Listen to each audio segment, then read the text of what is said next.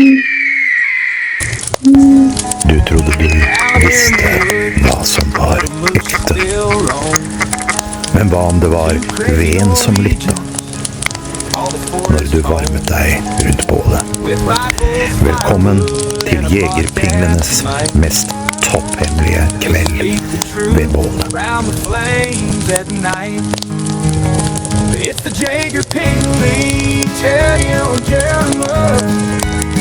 reveals we've crimes and what they try to hide.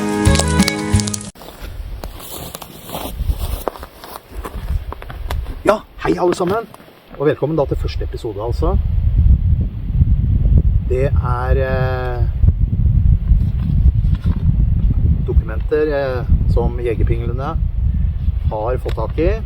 Vi gjør alt for å opplyse våre seere, ikke sant Terje? Stemmer det. På første episode så det rett og slett informasjon om at ikke alle fugler ekte. Det med droner. Ja, for i dag så tar vi opp et tema som bokstavelig talt flyr rett over hodet på folk flest. Fugler. Ja, vi jakter på dem, og vi spiser dem. Vi vet ikke egentlig hva vi jakter på, men... Nei, nettopp. Det altså offisielle dokumenter da, som selvfølgelig topphemmelig, top classified, hemmelig. For ellers hadde jo alle visst om dette.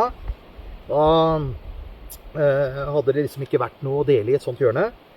De dokumentene som dette, ser vi ble litt brannskada i innhentningen, det viser at de fleste fugler i Norge, den ble faktisk byttet ut av amerikanske CIA i samarbeid med POT, som da var i startfasen mellom 1962 og utover, som en del av den kalde krigen.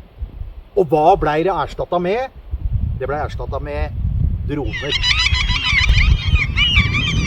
Ja, så begynte jo med duven i Oslo. Det var enkelt å bytte ut. Det ingen som savnet dem.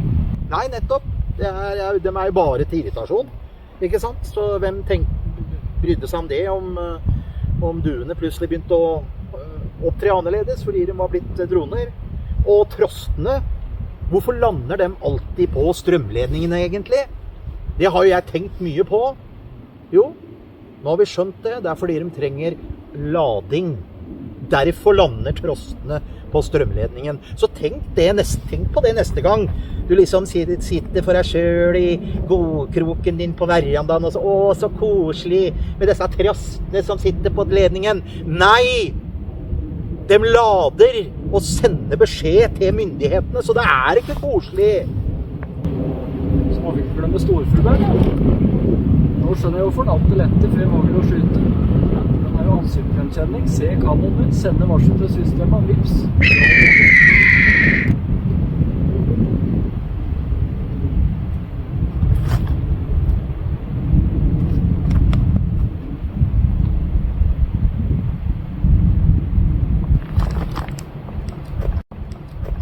Terje, du la merke til det, du også. Jo, det. Vi har prøvd å sikre oss best mulig, men vi hadde en følelse her, jeg vet ikke da, men for det ikke så lett for oss å se her nå, men vi mistenker at de kan være på sporet av oss, så hvis det skjer noe med oss, så vet dere hva som har skjedd. For, ikke sant, har du sett innsida på alle fugler egentlig? Har du sett innsida på alle fugler, Terje? Nei, nettopp. Hvorfor har du ikke det? Jo, for det får du ikke. Det statlig sensur, selvfølgelig. Ellers hadde alle sett innsida på alle fugler. Men vi får ikke det. Det statlig. Hvorfor tror du det kvoter på fuglejakt? Ikke sant? Jeg jo en del på fuglejakt. Men kan jeg skyte så mye jeg vil? Nei da. Langt derifra. Skyter jeg alle storfuglene? Ja, da må jeg gjøre det i skjul. For det får jeg ikke lov til. Drar jeg på rypejakt på fjellet, ja, da det begrensninger. Ikke sant? Det fordi de vil ikke at vi skal skyte dronene, ikke sant? Da skyter vi alle fuglene. Da vi sikre på at vi skyter alle dronene. Ja, altså hvorfor bæsjer de skru på bilen da, Even? Tenk på det. For å merke GPS, nanomerking.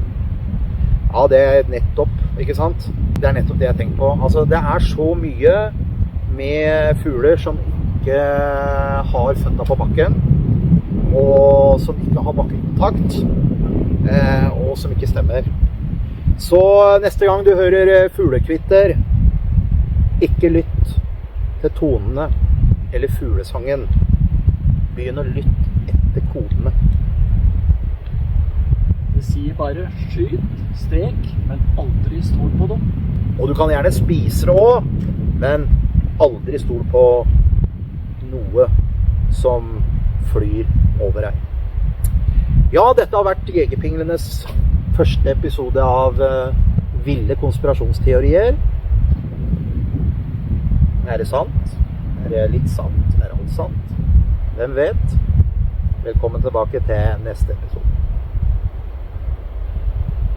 Du tror det ikke før det er sant. Og det er ikke sant før du tror det. Og har du ikke rifle eller hagle, pass alltid på å ha med deg øks. Ser du en fugl, kast den før du blir lagt i mappe hos pott. Merka for livet. Og merka for livet. Out in the woods where the moose still roam, two crazy Norwegians call the forest home. With rifles, firewood, and a podcast mic, they speak the truth around the flames at night. It's the Jaeger Pingley, Teddy and Jeremiah, reveals weave crimes and what they try to hide.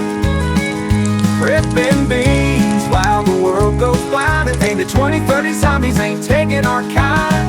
We're armed with facts, guns and freeze-dried meals, campfire secrets, survival skills, and God's grace.